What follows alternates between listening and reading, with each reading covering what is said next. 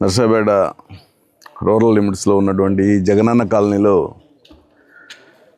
సుమారు 70 మంది పోలీసులతో కార్డన్ సెర్చ్ ఆపరేషన్ చేయడం జరిగింది. ఈ కాలనీ వరకు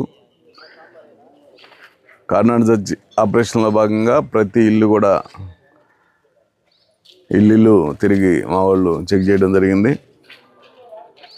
ఇందులో భాగంగా సుమారు 29 రికార్డ్లెస్ 2 వీలర్స్ వెహికల్స్ దొరికాయి.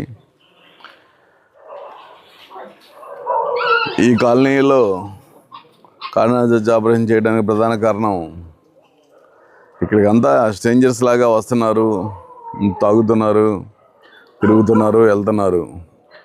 మధ్యాహ్నం టైంలో, డే టైంలో కొన్ని ప్యాకెట్లు కూడా వేస్తున్నారు. ఇక్కడ బాగా అసాంఘిక కార్యక్రమాలకి కొంత నిలయంగా మారుతూ ఉంది.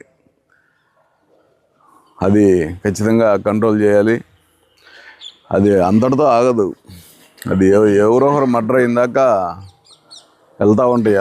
అలాంటి అసాంఘిక కార్యక్రమాలు మనం వదిలేస్తే మర్డర్ అవుతారు ఎవరో ఒకరు. అది మీ కాలనీ వాడు అవ్వచ్చు, లేకపోతే బయట వాడు అవ్వచ్చు. అది ఏది జరిగినా మీకు నష్టం. కాబట్టి అందరూ కూడా పోలీసు వారికి వెంటనే సమాచారం ఇవ్వడం తెలుసుకోండి. ఏ అసాంఘిక కార్యక్రమం, ముఖ్యంగా గంజాయి వస్తూ ఉంది.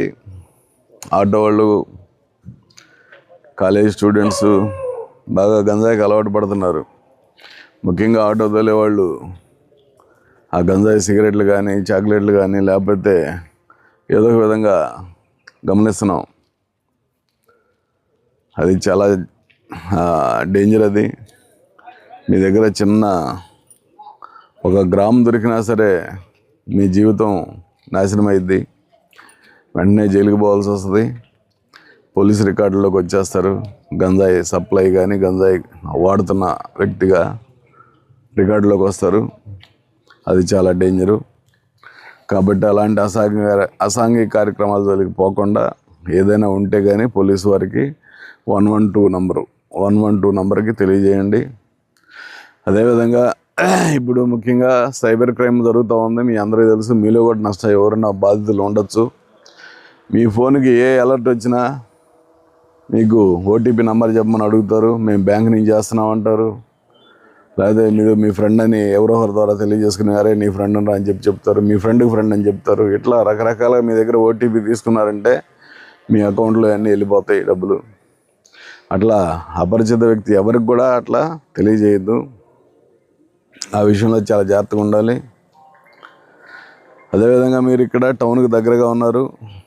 నర్సాపేట టౌన్లోకి ఎంటర్ అయ్యేటప్పుడు, అలాగే అక్కడి నుంచి పని చూసుకొని రిటర్న్ వచ్చేటప్పుడు కానీ ఎట్టి పరిస్థితుల్లో కూడా బండి తీస్తానే మోటార్ సైకిల్ హెల్మెట్ పెట్టుకోవడం అలవాటు చేసుకోండి. ఎందుకంటే హెల్మెట్ చాలామంది చనిపోతున్నారు. రోడ్డు మీద మోటార్ సైకిల్ యాక్సిడెంట్ అయిందంటే కింద పడితే తలకాయ పగిలిపోతుంది, చచ్చిపోతున్నారు. కాబట్టి ఖచ్చితంగా హెల్మెట్ వాడటం కూడా నేర్చుకోండి.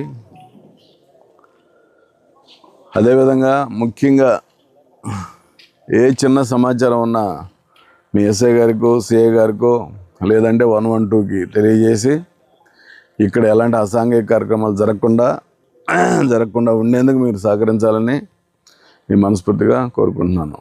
Thank you.